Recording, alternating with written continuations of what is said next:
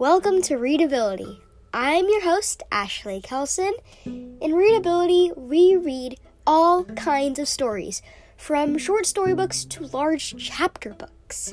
You could sit down with family or just lay back and relax. Every Saturday, we read, review, and recommend different books for your listening pleasure. I really hope you enjoy Readability. Let's get started.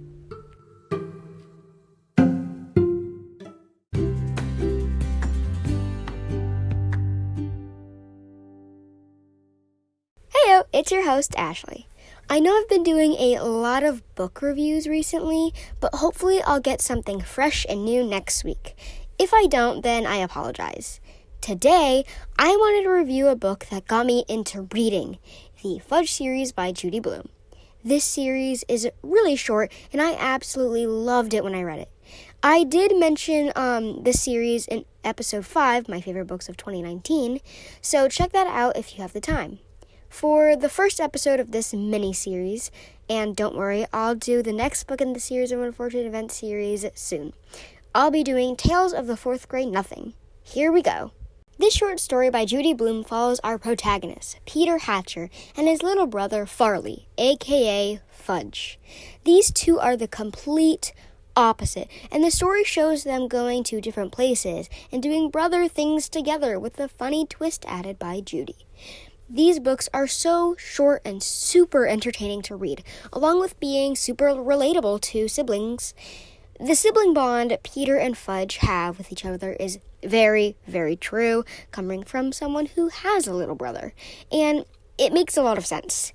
Even if they have their downs with each other, they will always have their ups, and I think that's a great factor about the series. It's overall just amazing, and I love it, and I relate so much to it, and yeah. Judy Blume is a fantastic children's author and does a great job making the story the way it is. It's so funny and relatable and cool. It's just overall a great series that she's written. Blume makes the series perfect for younger readers alike. Reading the series really made me think of my brother, and it's a really great time. The book is 120 pages long. There are 10 chapters in the book. This book did not win any awards, unfortunately. The author of this book is Judy Blume, and the publishing brand is Scholastic Books. If I had to rate this book, it would be a 3.5 out of 5 stars. Like Saving Winslow, it's not like I don't like it, it's just that I don't think it's the best book in the series. Therefore, I'm giving it a 3.5, though it is very close to a 4. This story was really short, so it's not going to be super crazy and full of twists and turns and stuff. But it's still a short and fun story to read, and it's very enjoyable. And I think that 3.5 stars fits the story best as a rating. Now, would I recommend this series? I would recommend this book, but only to younger readers. Maybe to the age of 7 to 9, because around that age is when I read it, and it made it just so much more fun.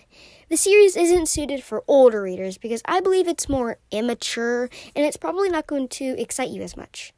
It's a funny story, and it's so easy to read that younger readers will definitely enjoy it and benefit from it. That's why I would recommend this series to them. Older readers, not as much. Now on to the highlights segment. The segment where I talk about the parts that I enjoyed the most. Here we go. Beware for spoilers ahead. I think the little events that happen in this story are random but super funny at the same time.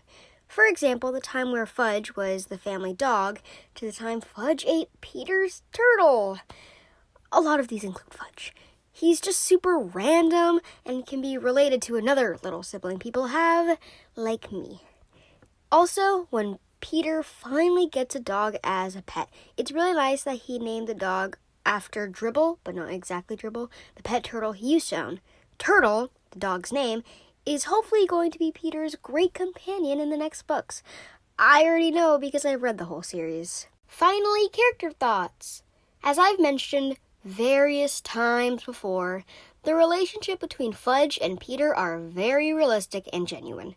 We also meet Sheila, a bit of a brat and very bossy. She does have her own little book that is in her perspective, otherwise known as Sheila the Great, so I'll definitely do a review on that because it does dive into her character a lot more. Peter's mother is also, like any other mom, protective and from the beginning worrying about Dribble the Turtle getting his smell everywhere. My favorite character would have to be our protagonist, Peter. I can just relate to him so much, and I understand what it's like to be the oldest sibling, and I don't have a character that I just don't like because they're all, fun and great to read about, so I don't have a least favorite character. Overall, I hope you enjoyed this week's review, and I hope this made you interested for the rest of my thoughts of this series. Without further ado, here's the end of my review.